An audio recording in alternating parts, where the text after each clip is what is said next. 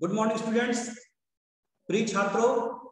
आज की क्लास में हम लोग सब्जेक्ट साइंस का के 15 चैप्टर हमारे चारों ओर वायु की एक्सरसाइज करने जा रहे हैं। तो सभी बच्चे एक्सरसाइज के लिए तैयार हो जाएं। अपनी साइंस की बुक और साथ में नोटबुक दोनों ओपन करके रखें। तो बच्चों, हम लोग इस पाठ की जो एक्सरसाइज करेंगे पीपीटी के माध्यम से करेंगे, जिससे आपको लिखने में, नोट करने में सुविधा रहे और साथ में आपको क्लियर दिखाई दे। तो चलिए शुरू करते हैं आज की क्लास।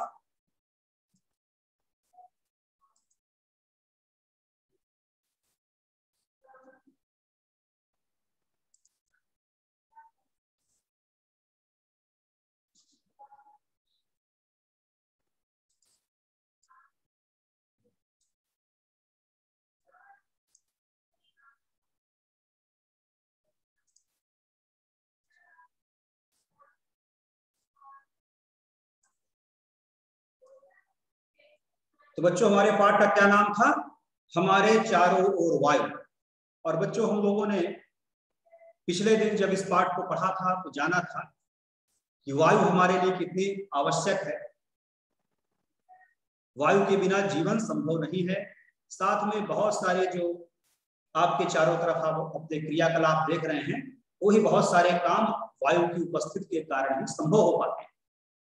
चाहे पंखे का हवा देने का काम हो, चाहे खिड़की का फिरंगी के उड़ने का काम हो, चाहे मोमबत्ती का जलना हो, या फिर हमारी आवाज का, हमारी ध्वनि का दूर तक दूसरों तक पहुंचना हो। तो बच्चों, श्वसन के अलावा इन सब कामों के लिए भी हवा, वायु आवश्यक है। ये सब बातें हम लोगों ने पिछली क्लास में अपने जान ली थी। इन बातों की चर्चा हम लोगों ने पिछली क्लास में कर ली थी। आज पाठ के बाद जो भी एक्सरसाइज दी हुई है आपकी बुक में, उनको चलिए करेंगे हम लोग। तो प्रश्नों को समझेंगे और साथ साथ में इनके जवाब जानेंगे, इनके उत्तर जानेंगे।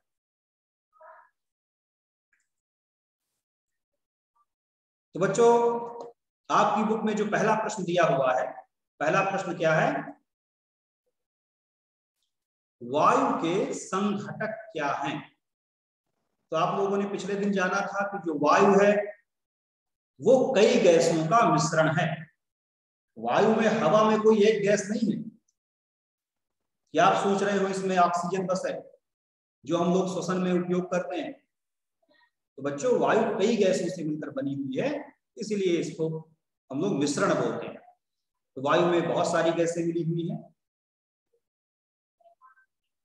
कौन कौन सी गैसें मिली हुई हैं, यही आपको बताना है। तो इसका जवाब आप इस प्रकार से लिख सकते हैं कि वायु के संघटक नाइट्रोजन, ऑक्सीजन, कार्बन डाइऑक्साइड, जलवाष्प तथा धूल कण हैं। इन गैसों के अलावा भी बहुत कम मात्रा में और भी बहुत सारी गैसें हैं, है ना। आर्गन, नियान, जियान, क्रिप्टॉन, हीलियम, बहुत सारी गैसें वायु में मिली हुई हैं, हाइड्रोजन। तो ये मुख्य गैसें हैं जो आपको इस पाई चार्ट के माध्यम से, वृत्त चार्ट के माध्यम से भी दिखाई दे रहा है। इसके माध्यम से भी आप समझ सकते हैं। तो अपने कॉपी में एक ये वाला चित्र भी आप बना लेंगे। तो देखिए, वृत्त चित्र में आपको क्या दिखाई दे रहा है? 1% मात्रा जो है किसकी है? ये हरे रंग से इसको कलर किया गया है। और यहाँ हरा रंग पे देखिए, इसके सामने क्या लिखा हुआ है? कार्बन डाइऑक्साइड, जलवाष्प, धूल कण और अन्य, है ना, और भी बहुत सारी गैसें ये जो है वायु का 1% भाग बनाती हैं। इसी प्रकार से ऑक्सीजन जो है बच्चों, तो 21% भाग ऑक्सीजन बनाती है। तो ऑक्सीजन को देखिए यहाँ पर रेड कलर से चिन्हित किया गया है और यही कलर यहाँ पर आप देख रहे हैं। इसी प्रकार से वायु का जो सबसे अधिक भाग जो बनाने वाली गैस है वह है नाइट्रोजन। हमारी वायु का 78% भाग नाइट्रोजन बनाती है। और इन दोनों के लिए बच्चों जोड़ दिया जाए 21 को और 78 को, तो कितना हो जाएगा? 99% भाग। यानी वायु का 99% जो भाग है वो दो गैसें मिलकर बना रही हैं, नाइट्रोजन और ऑक्सीजन। और हवा में 1% मात्रा में बहुत सारी चीजें शामिल हैं, बहुत सारी गैसें हैं, धूल कण है, जलवाष्प। इस तरह से पहले प्रश्न का आप जवाब देंगे, उत्तर कॉपी में लिख लेंगे, साथ में चित्र भी बना लेंगे और अच्छी बात हो जाएगी। चलिए दूसरा प्रश्न देखते हैं। दूसरा प्रश्न बहुत ही आसान है, वायुमंडल की कौन सी गैस श्वसन के लिए आवश्यक है, जरूरी है? तो सभी बच्चे जान चुके होंगे, है ना, पाठ पढ़ा था हम लोगों ने तो इस बात को समझा था। तो वायुमंडल की कौन सी गैस आवश्यक है? ऑक्सीजन। सांस लेने के लिए जो आवश्यक गैस है, जो जिसे हम लोग प्राणवायु भी कहते हैं, और इस गैस का उपयोग सभी जीवधारी सांस लेने में करते हैं। इस गैस का नाम बच्चों क्या है? Oxygen gas. तो बस छोटा सा उत्तर है, लघु उत्तरीय प्रश्न है, और एक लाइन में आप इसका जवाब लिख सकते हैं। तो सभी बच्चे बड़ी ही आसानी के साथ इसको कर सकते हैं।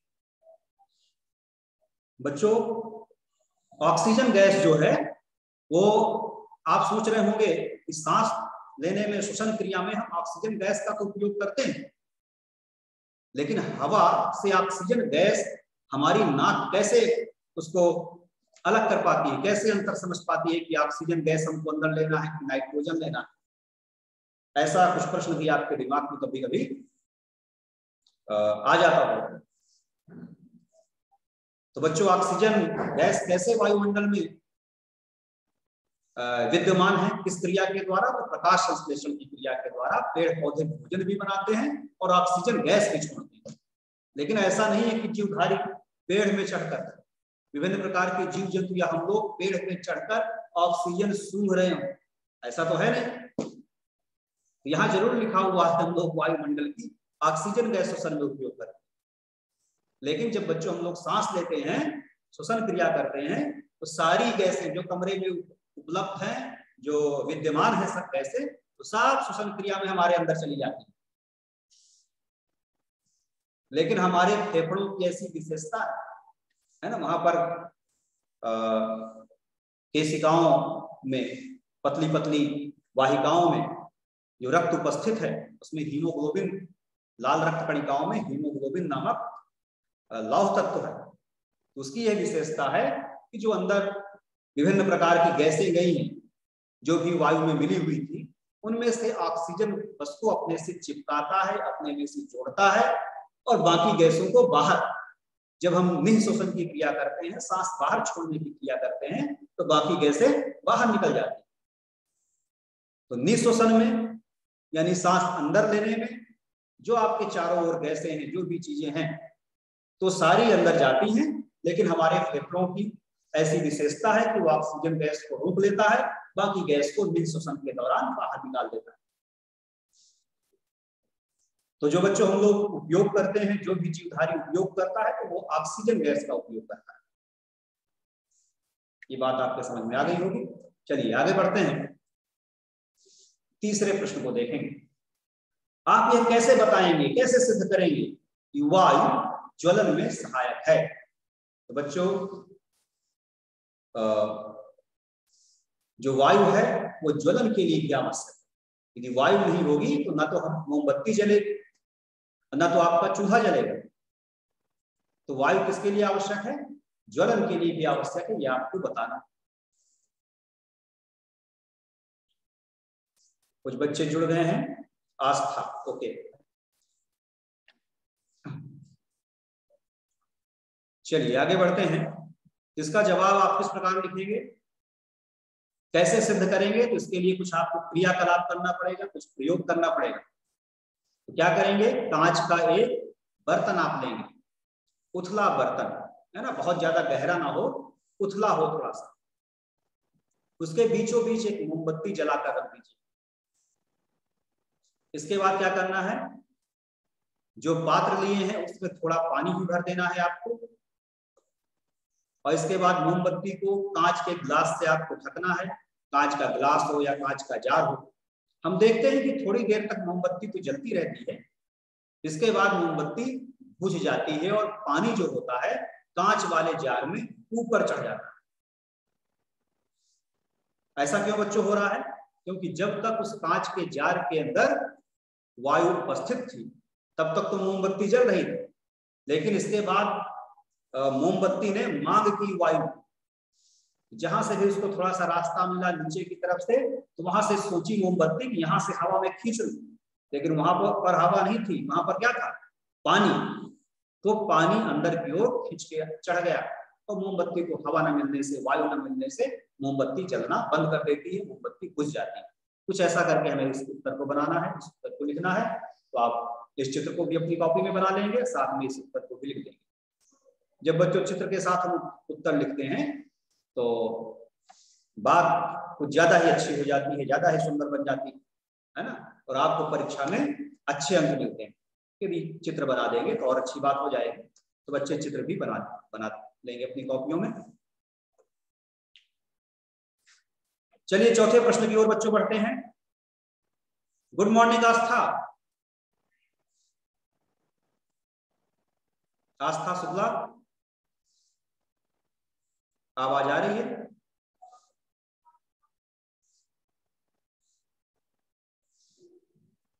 चलिए आगे बढ़ते हैं। और बच्चों हम लोग पहुंच गए चौथे प्रश्न में। आप ये कैसे दिखाएंगे कि वायु जल में घुली हुई है? तो बच्चों जैसा कि पिछले दिन हम लोगों ने समझा था, जाना था कि पानी में भी वायु घुली रहती है, तभी तो जल में रहने वाले, पानी में रहने वाले जो सजीव हैं श्वसन क्रिया कर पाते हैं। चाहे मछली हो या अन्य प्रकार के जो जीव हैं, वो पानी में घुली हुई ऑक्सीजन का उपयोग सांस लेने के लिए करते हैं।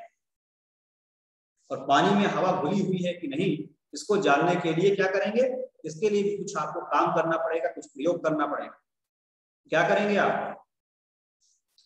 एक पात्र लेंगे, एक बर्तन लेंगे और उसको गैस पे रख देंगे। उसको पानी भर के गैस में हम लोग रख देते हैं और कुछ मिनटों के पश्चात देखते हैं कि उस बर्तन की पेंदी में, उस गंजी की पेंदी में कुछ बुलबुले से भर गए। ये बुलबुले किस चीज के हैं बच्चों? ये गैस के ही बुलबुले हैं। उसमें जो हवा खुली हुई उसी के बुलबुले हैं। और इसके बाद धीरे धीरे बुलबुले ऊपर उठते जाते हैं और ऊपर सतह में पहुंचकर वो फूट जाते हैं। इस तरह आप लोग भी जरूर देखे होंगे, खासकर ठंडी के मौसम में जब भगोने में, गंजी में गर्म हो रहे पानी का वेट करते रहते हैं, कब पानी खौले, कब गर्म हो, वो तो पानी में उठते हुए बुलबुलों को जरूर बच्चों ने देखा होगा। कुछ यही बात यहाँ पर लिखी हुई है। चलिए इसको एक बार पढ़ लें। एक बीकर में थोड़ा सा पानी लेकर उसको त्रिपाद स्टैंड, है ना, 3 पैरों वाला, 3 टांगों वाला स्टैंड के ऊपर रखकर धीरे धीरे गर्म करते हैं। पानी के उबलने से पूर्व हम देखते हैं कि बीकर की अंदर की सतह पर छोटे छोटे बुलबुले चिपक जाते हैं। ये बुलबुले पानी में घुली हुई वायु के कारण बनते हैं। जब हम पानी गर्म करते हैं तो घुली हुई वायु बुलबुले के रूप में बाहर निकलती है। इससे सिद्ध होता है कि पानी में क्या घुली हुई है? हवा घुली हुई है, वायु घुली हुई है। तो जिन बच्चों ने न देखा हो तो ये काम करके भी देख लेंगे, है ना। कोई एक्स्ट्रा सामान खरीदने की जरूरत तो है नहीं। तो बस एक भगोना लेना है, एक पात्र लेना है, उसको पानी से भरना है तो गैस के ऊपर चढ़ा देना है। 2-4 मिनटों के बाद आप बुलबुले निकलते हुए देख सकते हैं। अभिषेक शुक्ला, अभिषेक। Yes sir. चलिए आगे बच्चों बढ़ते हैं और हम लोग पहुंच गए प्रश्न क्रमांक 5 में। देखिए 5वें नंबर में रुई का ढेर जल में क्यों सिकुड़ जाता है? रुई का ढेर जल में क्यों सिकुड़ जाता है, ये आपको जवाब देना है। रुई, तो बच्चों रुई से, है ना, कॉटन से तो सभी बच्चे परिचित होंगे। तो बच्चों यदि रुई को आप ले लें, उसको पानी से भिगो दें, तो आप पाते हैं कि उसका जो ढेर है वो सिकुड़कर बहुत छोटा हो जाता है। ऐसा क्यों हो जाता है? तो आप बच्चों जानते हैं कि जो रुई है, जो कपास है, वो पतले पतले रेशों से मिलकर बनी है। और कपास के बीच में बहुत सारी जगह होती है, बहुत सारा गैप होता है जिसमें हवा भरी होती है। और जब उसमें हम पानी डालते हैं तो सारे उसके रेशे आपस में चिपक जाते हैं और हवा बाहर निकल जाती है। इसलिए रुई का ढेर जो है सिकुड़ जाता है। इसका उत्तर इस प्रकार से आप अपनी कॉपी में लिख सकते हैं। रुई में रिक्त स्थान होते हैं जिनमें वायु उपस्थित रहती है। जब रुई को जल में डाला जाता है तो इन रिक्त स्थानों में जल भर जाता है। जो भी गैप है उसमें क्या भर जाएगा? पानी भर जाएगा, हवा बाहर। इन रिक्त स्थानों में जल भरने से रुई का आयतन कम हो जाता है, अतः रुई सिकुड़ जाती है। तो इस प्रकार करके आप उत्तर बना लेंगे। अपनी भाषा से और भी संशोधित इसे कर सकते हैं, जरूरी नहीं कि इसी उत्तर को आप याद करें, इसी उत्तर को लिखें, सिर्फ यही उत्तर सही है ऐसी बात नहीं है। जो प्रश्न पूछ रहा है उसका जवाब बस पूरा सही होना चाहिए। चलिए आगे बढ़ते हैं और हम बच्चों पहुंच गए प्रश्न क्रमांक 6 में, 6वें प्रश्न में पहुंच गए। पृथ्वी के चारों ओर की वायु की परत खाली स्थान कहलाती है। प्रश्न क्या है बच्चों, यहां बीच में 2 रिक्त स्थान आ गए हैं, आप बुक में अपने देख रहे हैं, तो उन्हें भी कर लेते हैं। पृथ्वी के चारों ओर की वायु की परत, तो वायु ने आपको चारों तरफ से घेर रखा है ना। आपके चारों तरफ क्या उपस्थित है? हवा उपस्थित है, वायु उपस्थित है, और यह वायु जो है कमरे में भी भरी हुई है, चारों तरफ वायु। इसे हम लोग कौन सी परत कहते हैं, कौन सा मंडल कहते हैं? तो यहाँ पर हम लिख देंगे वायुमंडल। तो हमारा जो सेंटेंस है कंप्लीट हो जाएगा।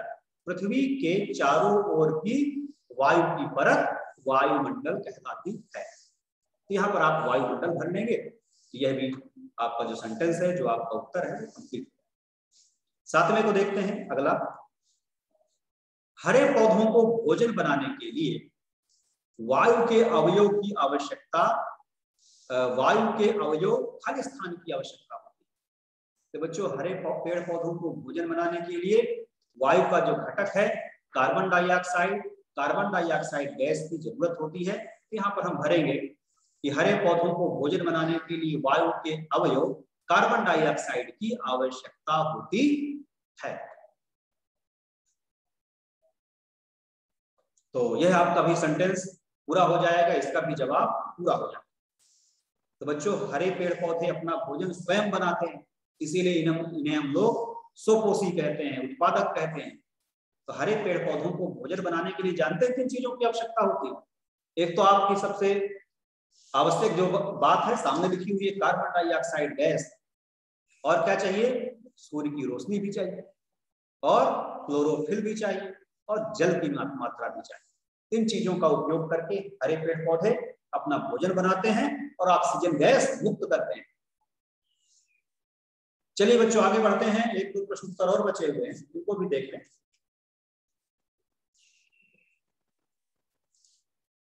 आठवां प्रश्न, 5 क्रियाकलापों की सूची बनाइए जो वायु की उपस्थिति के कारण संभव हैं।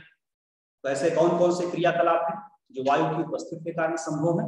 ये इसकी सूची एक आपको दी गई है। जरूरी नहीं यही सूची आप बनाएं, आप भी कुछ नई चीजें सोच के देखें। तो सब बच्चे इसी को नहीं उतार लेंगे, किसी को कॉपी नहीं कर लेंगे, कुछ नई बातें भी आप इसमें जोड़ सकते हैं, नए पॉइंट भी बना लेंगे। तो बच्चों, वायु के कारण से कौन कौन से काम हो पाते हैं? ग्लाइडर, पैराशूट और हवाई जहाज के चलने में वायु सहायक है, हवा सहायक है। यदि हवा नहीं होगी तो जो ग्लाइडर है, जो पैराशूट है, वो काम नहीं करेगा। पवन चक्की भी हवा के बिना, वायु के बिना बच्चों नहीं चलेगी। इसी प्रकार सांस लेने की जो क्रिया है, तो सजीव भी जीवित नहीं रहेंगे यदि वायु उपस्थित नहीं रहेगी। इसी प्रकार से प्रकाश संश्लेषण का जो काम है, पौधों के जो भोजन बनाने का काम है, वह भी नहीं होगा यदि वायु हमारे वायुमंडल में नहीं रहेगी। चलिए, ज्वलन की क्रिया, चाहे मोमबत्ती का जलना हो, चाहे लकड़ियों का जलना हो, चाहे गैस बर्नर का, है ना, गैस का जलना हो, ये सब काम भी वायु की अनुपस्थिति में बच्चों संभव नहीं है। उपयुक्त क्रियाकलाप वायु की उपस्थिति के कारण संभव, ठीक है। और भी बहुत सारी चीजें हैं, जैसे ध्वनि का संचरण, जो आवाज है वह भी एक जगह से दूसरी जगह नहीं पहुंच पाएगी वायु की अनुपस्थिति में बच्चों। तो ये बात भी आप लिख सकते हैं, कुछ और सोच के देखें। चलिए आगे बढ़ते हैं। अभिषेक शुक्ला, आवाज आ रही है? Yes sir. अच्छा, बात समझ में आ गई? Yes sir. कोई परेशानी? No sir. और आपने साइंस की कॉपी बना ली है? अभी नहीं बनाई सर। हाँ, बना लेंगे। प्रश्न उत्तर लिखने में कोई परेशानी तो नहीं हो रही है? नहीं सर, नहीं हो रही। हाँ, नहीं हो रही। सामने आपके जो भी लैपटॉप हो या मोबाइल हो, उसके सामने आपको उत्तर दिखाई दे रहे होंगे। Yes sir. और आप बड़े आसानी के साथ अपनी कॉपी में इनको नोट कर सकते हैं, बना सकते हैं। तो आपको बनाना है कॉपी, और क्योंकि यदि कॉपी नहीं बनाएंगे, लिखेंगे नहीं, बहुत से बच्चे सोच रहे होंगे मेरे पास तो दिग्दर्शिता है, मेरे पास तो गाइड है, मुझे क्या लिखना है ना। तो ऐसे काम नहीं चलने वाला, क्योंकि यदि आपके लिखेंगे नहीं तो आप बार बार बताता हूं, ये आपके जो हाथ हैं ये लिखना भूल जाएंगे। न तो आप साफ लिख पाएंगे, न तो जल्दी लिख पाएंगे, और न तो शुद्ध लिख पाएंगे। और लिखते लिखते ही बहुत सारे प्रश्नों के उत्तर आपको याद हो जाते हैं। तो इसलिए बच्चों, लिखना बहुत जरूरी है। अपनी कॉपी जरूर कंप्लीट कर लें। एक उत्तर और आपको दिखाना है, बस 2 मिनट और लगेगा। ये देखिए, 9वां प्रश्न आपके सामने बच्चों है कि वायुमंडल में गैसों के आदान प्रदान में पौधे तथा जंतु एक दूसरे की किस प्रकार मदद करते हैं। तो बच्चों, जैसा कि आप जानते हैं कि हम लोगों को सांस लेने के लिए कौन सी गैस चाहिए? ऑक्सीजन। और दूसरी जो गैस चाहिए, पौधों को कौन सी गैस चाहिए? किस गैस की आवश्यकता होती है? Carbon dioxide. तो सर थोड़ा सा बैठ लें।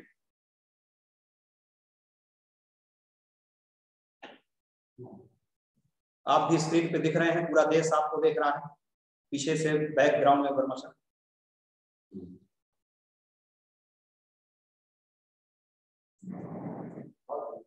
तो हाँ बच्चों, बस एक प्रश्न और बचा हुआ, इसको भी, इस पे भी चर्चा कर लें। तो बच्चों, एक दूसरे के बिना हमारा काम नहीं चलने वाला। यदि पेड़ पौधे हमें ऑक्सीजन नहीं देंगे तब भी काम नहीं चलेगा। और पेड़ पौधों को हम लोग कौन सी गैस छोड़ते हैं नाक से? कार्बन डाइऑक्साइड की उसमें पर्याप्त मात्रा होती है।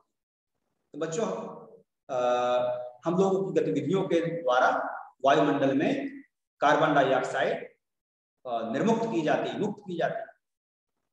चाहे भोजन पकाने के दौरान हो, लकड़ियों को जलाने के दौरान हो, या श्वसन के द्वारा हम छोड़ रहे हैं।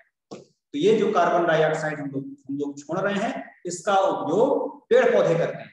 और पेड़ पौधे जो ऑक्सीजन छोड़ रहे हैं, उसका उपयोग कौन करता है? जीव जंतु करते हैं, मनुष्य भी करते हैं।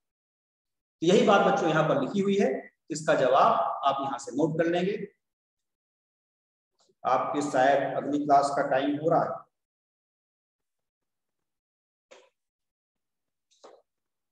तो बच्चों, इस तरह से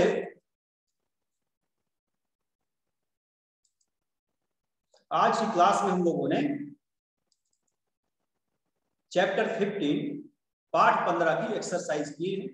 और मैं समझता हूं बच्चों के समझ में सारे प्रश्न उत्तर आ गए होंगे, और बड़े ही आसानी से प्रश्नों को अपनी कॉपी में नोट कर लेंगे। वो किसी प्रकार की समस्या होने पे बात कर सकते हैं, और बात करेंगे तो मुझे भी अच्छा लगेगा, और जो आपकी समस्या है उसको सॉल्व करके मुझे भी खुशी होगी, है ना।